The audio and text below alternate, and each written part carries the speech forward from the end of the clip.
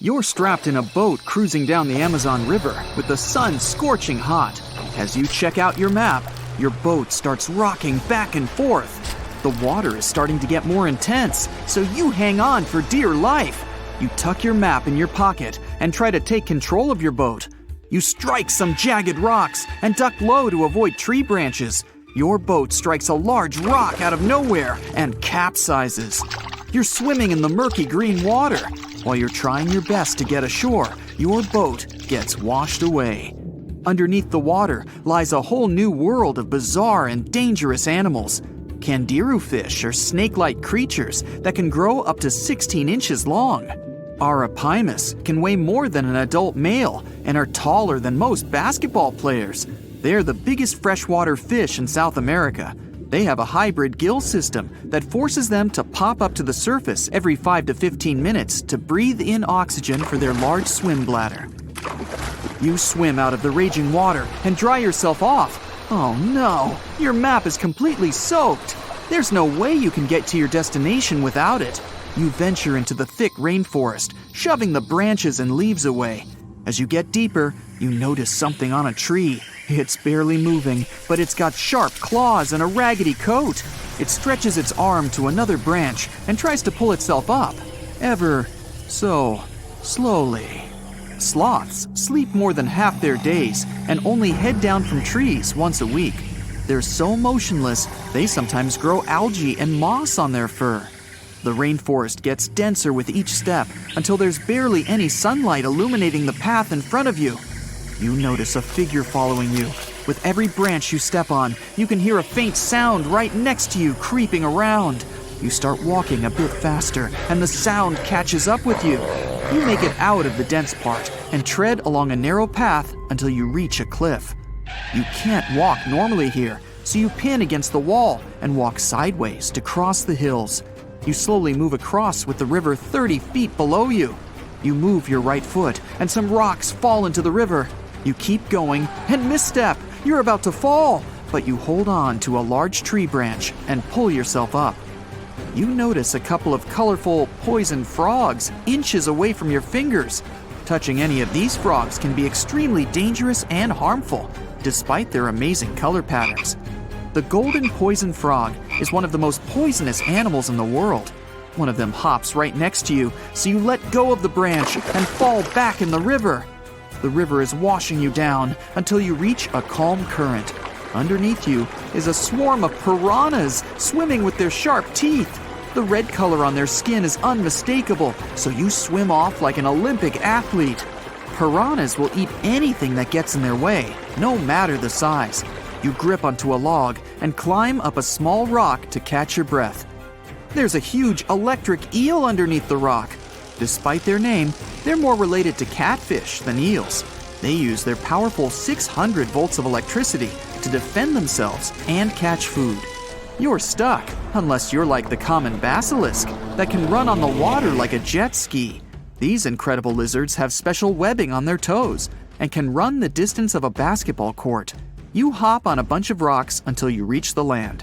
You continue walking along the riverbank until you come across a moving rock. You rub your eyes and see it moving again. It's a dinosaur-looking turtle that resembles a crocodile with armor. The mata mata is a freshwater turtle that disguises itself with its surroundings to catch prey. Their heads stretch longer than their bodies. You shimmy your way past it and continue.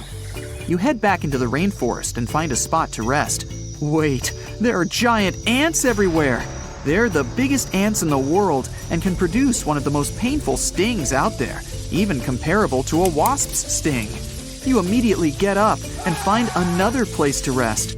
As you continue walking along, you notice the same feeling of something following you. You can hear some leaves rustling, but it's getting dark and there's no way of telling.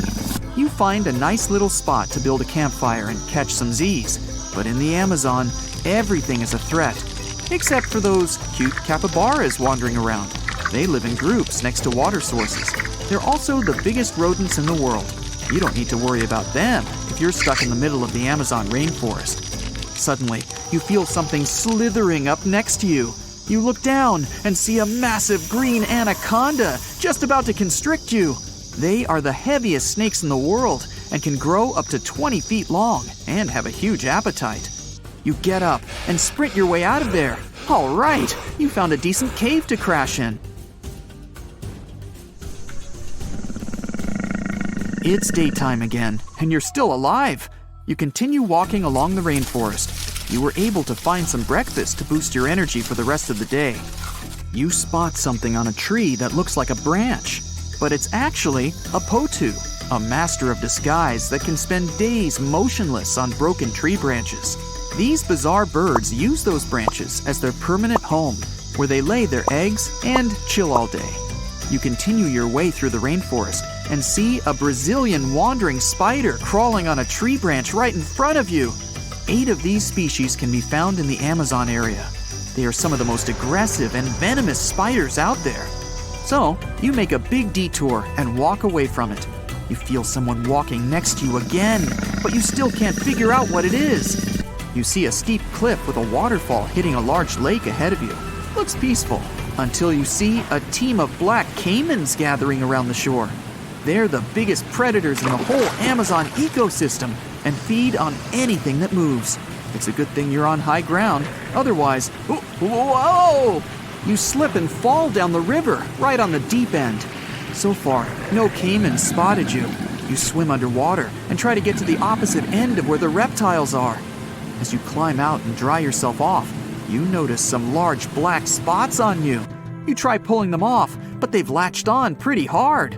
The Amazon giant leech finds its target by tracking movement and shadow. Once they attach themselves to the skin, it's extremely difficult to extract them.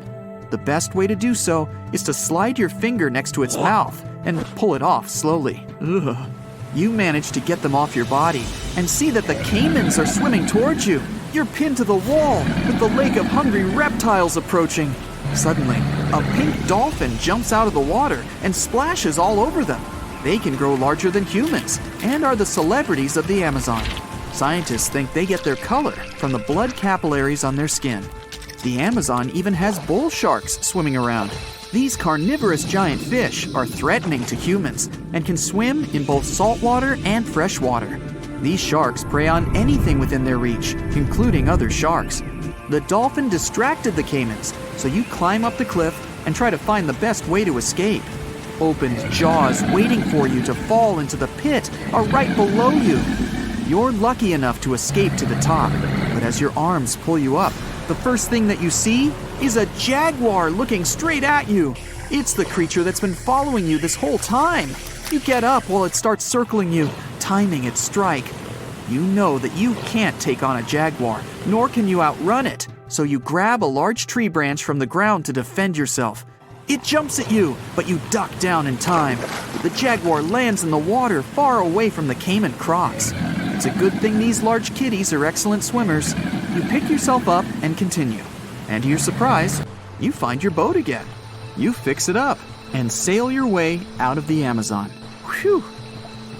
So in the early 2000s, a geology major went on a field trip to the world's largest open-pit coal mine in Colombia. He picked up a piece of rock and noticed impressions of some prehistoric leaves on it. Then he found more rocks, and each of them had the same pattern. Back then, the student could hardly know that his discovery would help describe the largest snake that has ever lived on Earth.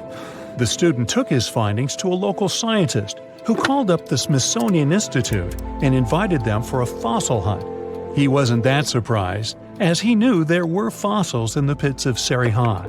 Back in 1990, another geologist found a fossil there and brought it to his office. He wasn't sure of what it was and called it a petrified branch. Years later, a paleontologist saw an image of this branch. He knew it wasn't a branch at all, but a fossilized jawbone of an animal. The scientist got so excited about the find that he flew all the way to Colombia.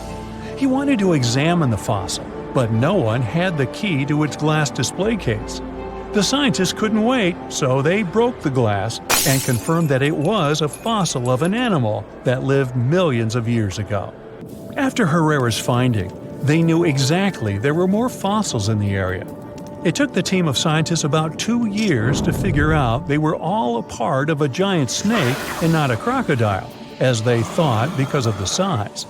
They managed to establish it by looking at the vertebrae and ribs of around 30 giant snakes.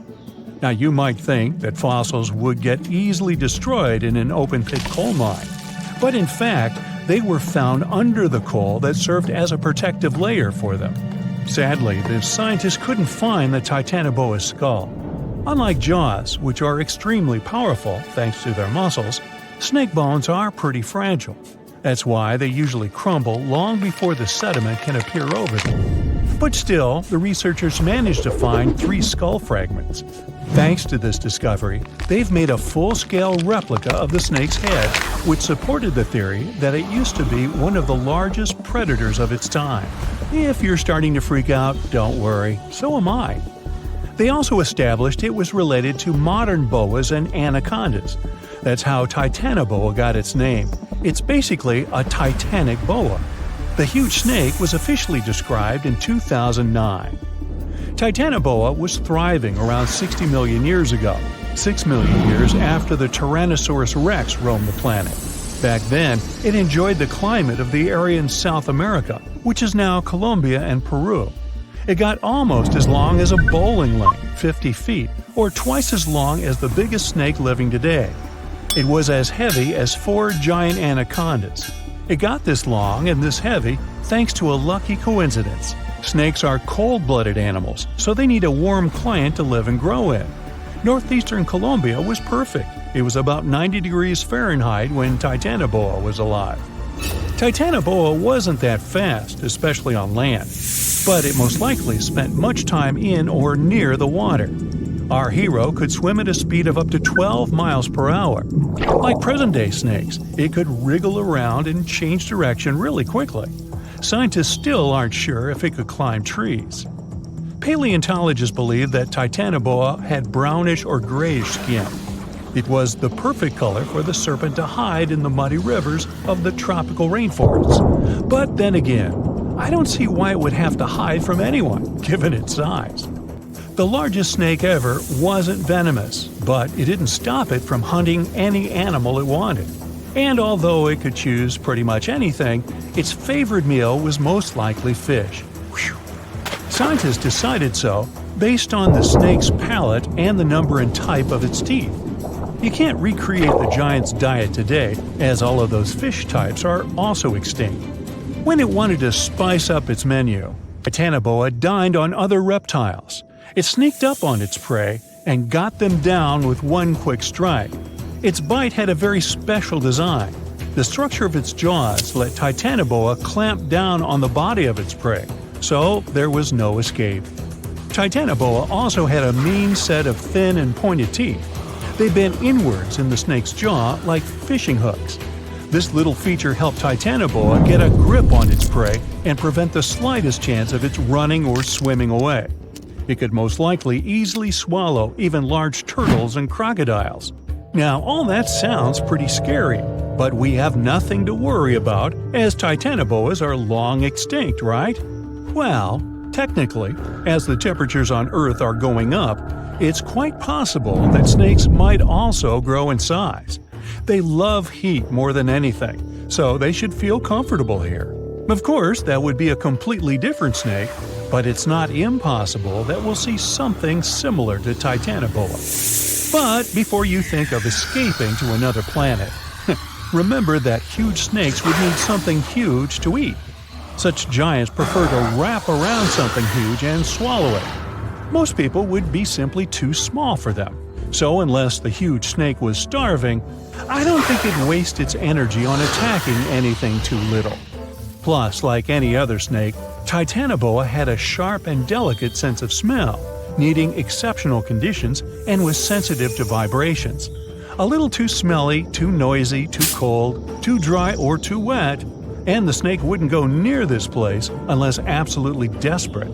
So, if you live in a big city, your chances of meeting a huge snake like Titanoboa are about zero. Rural areas are something different, but the only place where the giant serpent would consider living would be near the equator. We already have some pretty giant snakes in the warmest regions of the world. Amethystine python, or less poetically, scrub python, is a gentle giant. It's the largest snake in Papua New Guinea and Australia. It can grow to the enormous size of 28 feet and weigh up to 77 pounds, which is about as heavy as a Dalmatian. Scrub pythons are pretty curious, sometimes slithering inside people's homes in Australia, but they're mostly harmless to humans. Their favorite food is rodents, bats, and birds that come to streams for water. Until then, pythons quietly lie in wait. They have heat sensors in the pit of their muzzles. They help the pythons better see warm-blooded animals they can have for dinner. The African rock python is one of only 11 living species of its kind. It's currently the second largest snake on the planet. This huge brown snake reaches lengths up to 20 feet and weighs about half as much as the giant panda. It's very serious about its meals, as it can catch an antelope and eat it whole. Even the cold-blooded crocodiles are afraid of this beast because it can easily eat one of their kind too. In 1958, a zoologist found a 4-foot-long young Nile crocodile inside an African python's stomach. According to the scientist, the python said, "Well, I don't know about you, but I find this whole thing hard to swallow." Actually, that's not true. Pythons can't talk, as far as we know. The reticulated python holds the record as the longest of all the living snakes in the world. The largest of these guys made it into the Guinness World Records in 2011 with a length of 25.2 feet. Its name is Medusa, and it lives in a zoo in Kansas City, Missouri. An adult reticulated python is large enough to swallow a human whole, or a whole human, either way.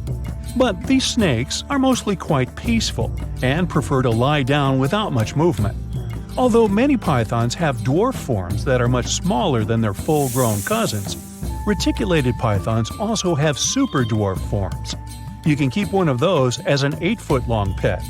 Yes, it's considered a dwarf form, although it's longer than the average human is tall.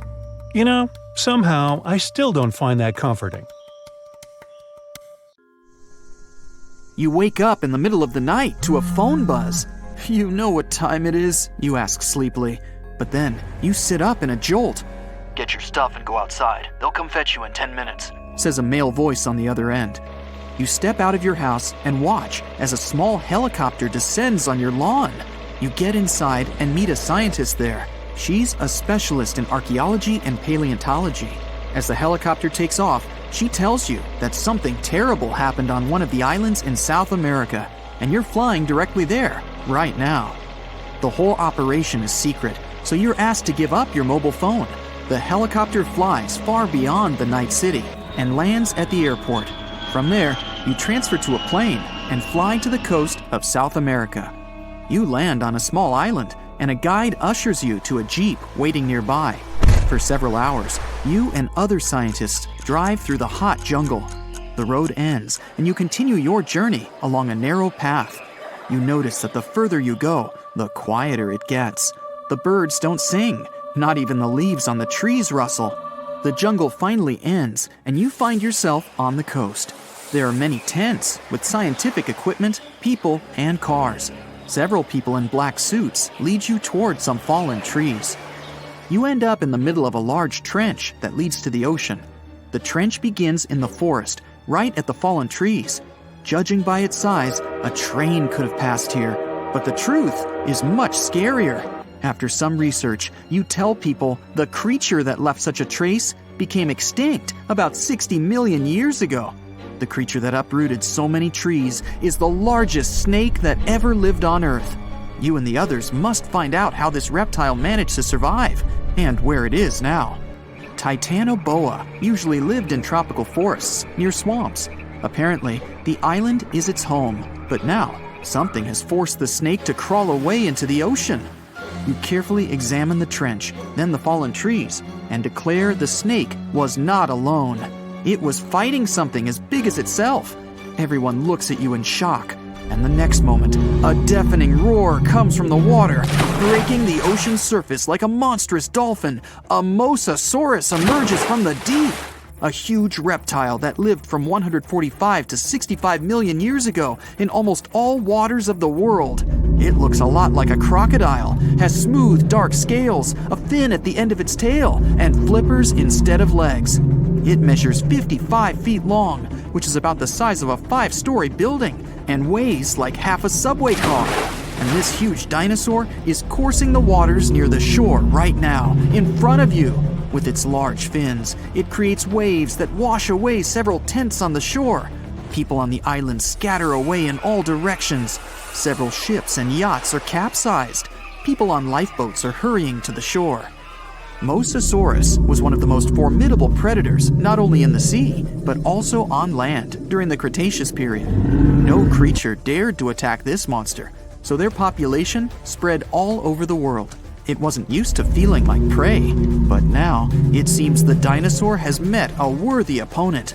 The Mosasaurus dives back into the water as if running away from something. A few hundred feet away, you notice a long, smooth body of the Titanoboa. It's stretched out to full length and is swimming after the Mosasaurus. The snake is 42 feet long. This is 1.5 times more than a rail car. The biggest snake on the planet comes to grips with the scariest underwater dinosaur, and you're standing witness. The Titanoboa wraps itself around the sea predator and drags it to the shore.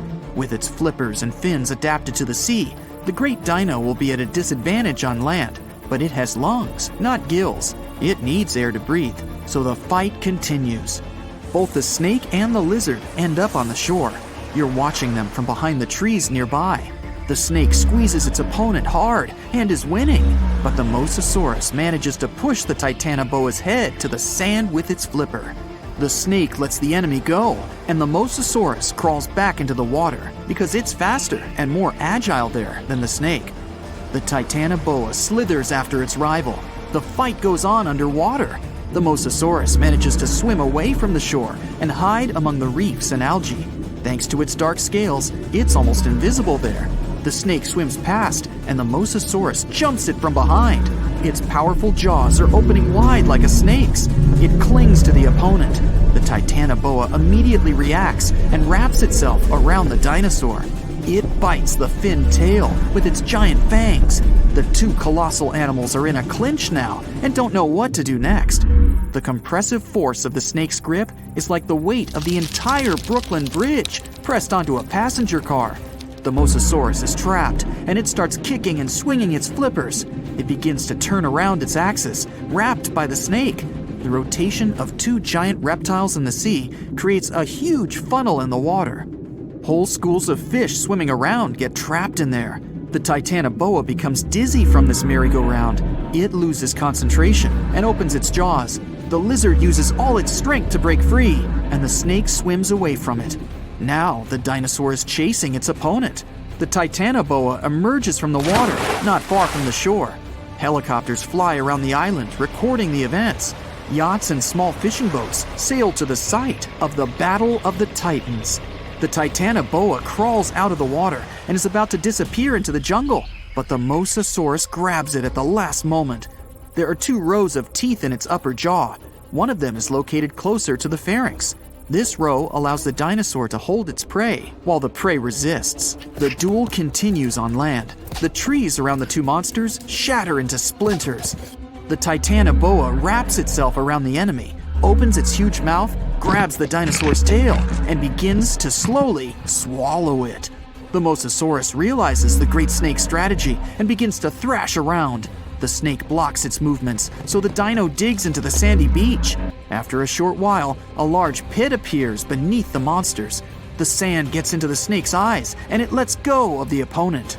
The Mosasaurus is again slowly crawling towards the water, and the Titanoboa is in no hurry to catch it. You can see the reptiles are tired. The Mosasaurus swims away from the shore and stares at the snake. From the shore, it looks like an enormous log. 2 eyes the size of a football gaze intently at the snake. The Titanoboa lies in the sand and breathes heavily. Then, it stretches to its full length and looks back at the Mosasaurus. The snake's long body slowly bends, its muscles tense. The reptile is preparing to lunge. The dinosaur is slowly heading toward the shore. It growls and paddles with its flippers. Like a seal, it squelches through the shallow water towards the titanoboa. The snake uncoils like a spring towards the enemy. At great speed, two predators collide with their heads. The hit is so strong, they lose their bearings and move away from each other. Now, each of them feels like a loser. The dinosaur slowly paddles into the water, and the snake returns to the jungle. The monsters are tired of fighting. There's no winner. You and the rest of the people stand with your mouths open in complete silence. You look around the island and notice trees with broken branches everywhere. In the depths of the island, you find a waterfall and huge wet stones. There are large scratches on many of them. Somehow, millions of years ago, lots of ancient reptiles managed to survive global disasters on this island.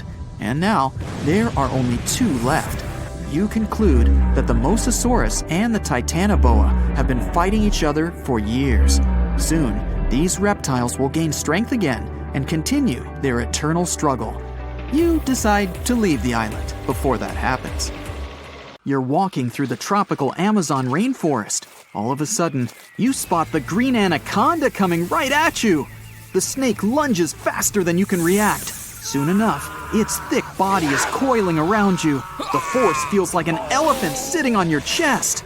The anaconda is a constrictor. It wraps its body around an animal and keeps squeezing until it doesn't feel a heartbeat anymore. Gulp! Usually, animals don't survive the snake's hug. But let's assume you're in a tough, oxygenated protective suit and manage to remain intact.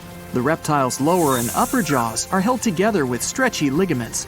This allows the snake to open its mouth more than 160 degrees. In humans, this angle is 40 degrees tops. That's why the anaconda can move its mouth over something that's much bigger than its head. Like you, right now. The snake starts walking its jaws around and over your body, trying to move you down its esophagus, the tube that connects its mouth and stomach. Luckily, the anaconda only has fangs for holding its prey, not biting, and these fangs don't contain venom. Still, the view in front of your eyes is terrifying. The top jaw is decorated with 4 rows of backward-pointing teeth. This tooth shape prevents animals from squeezing out of the reptile's mouth. And it sure is wet in here. Anacondas produce loads of saliva. They can't chew their food, and swallowing it is a much trickier process than in many other animals. Inside the snake's mouth, there are several glands that make saliva to moisten their lunch. I mean, you. The next thing you feel is something squeezing around you. The anaconda has 2 stages of swallowing. First, its muscles squeeze together and force the food down the reptile's body. After that, the anaconda moves and bends its body and spine so that the ribs push against the animal inside it. This pressure makes the food smaller. If you were able to see the whole swallowing process, it would look as if the snake's crawling its body over you. You feel uncomfortable. It's too hot. You can't move a limb, and your body is being constantly bent. The reptile is moving you into its stomach. You have no neighbors. The anaconda can only eat one thing at a time. If you could see from the outside, you'd notice its stomach is massively swollen. It also has a distinct human-shaped form. It's because the snake lacks a breastbone. Its ribs are free-moving and can spread apart. After you're safely tucked inside the snake, you feel the reptile move. It's looking for a safe place to digest you. Anacondas, like all snakes, are cold-blooded. They need a warm place to speed up their metabolism. A cold snake will have a big problem with digestion. The anaconda's stomach produces powerful acids and enzymes that dissolve first the softest and then the toughest stuff. Your hair and nails would be the last to get completely digested. If you didn't have this awesome suit protecting you, it wouldn't take long for the snake to digest you. You'd become liquid. All the nutrients in you would power the snake's cells, and the rest would make itself out the exit in about a month. And now, the good news. The anaconda wouldn't want to eat you in the first place. You're simply too large and not worth the risk. This process would make the snake slow, clumsy, and vulnerable. After seeing you, the snake's likely to get scared and flee, or give you a good squeeze to protect itself. So best keep your distance in the future. Now the question is, how to get out of here?